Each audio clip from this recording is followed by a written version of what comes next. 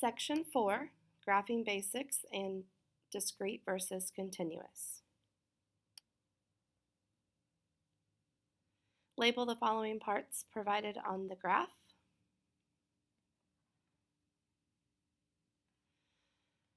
Your vertical axis is the y-axis. The horizontal axis is your x-axis. Where the two axes intersect is the origin. When you are graphing, you place the independent variable on the x-axis and the dependent variable on the y-axis. To help you decide where to place the independent variable, you would choose the values that do not rely on the other data. So usually values like days, your dates, the counting numbers, those go here. And then the data you get when you plug those values in, that's your dependent variable.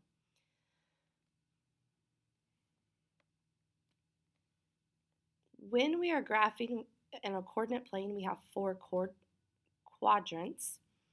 And in mathematics, we use Roman numerals to label them. So we have quadrant 1, where both values x and y are positive. Quadrant 2, quadrant 3, and quadrant 4. So you label those going counterclockwise.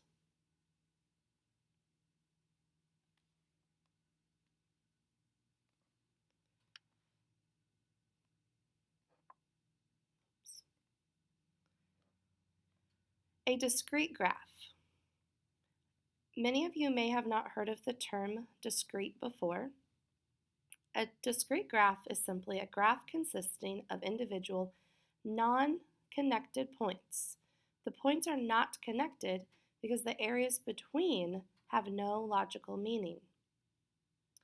Discrete graphs can have decimals.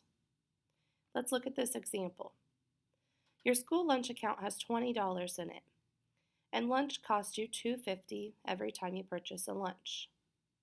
If you graph your remaining balance, the graph is going to be discrete because you either pay for lunch or you don't.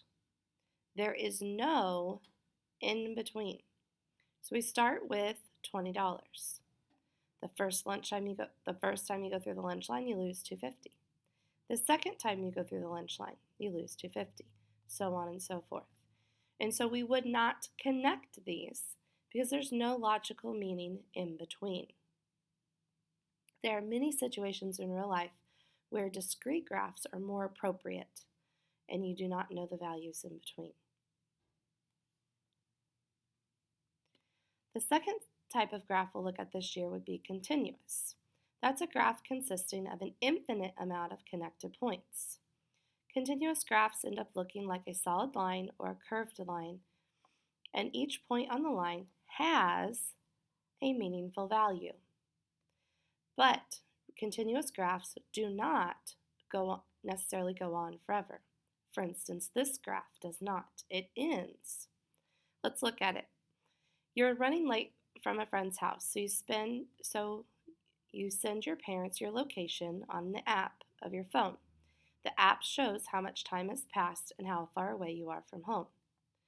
So as you are traveling home, there's always time. It can continually break down into the smallest millisecond.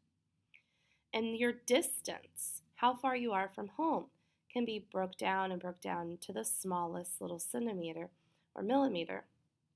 And so both of these values can be broke down into smaller parts, and so you could zoom in or have the smallest scaling here, and there would still be meaning. And so this would be a continuous graph. One more example. The weather department has a gadget that graphs the day's temperature in real time. So every second, millisecond, there is a temperature graphed.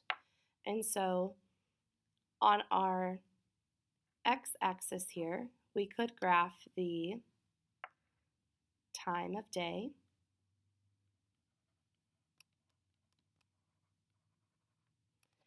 And then the dependent would be the temperature. I'm going to abbreviate temp. And that temperature, there is always a temperature no matter what time of day there is. And so we could have a graph that is always continuous. And we could even then add an arrow here because it's going to keep going and going and going. So this does not have to keep going, just like the previous example. Your graph would end when you got home. So continuous graphs can go on forever, but they do not have to. Discrete graphs can go on forever. They can have decimals, but in between those values, there is no meaning. We'll continue to go through discrete and continuous as we go through the year. That concludes section 4 notes.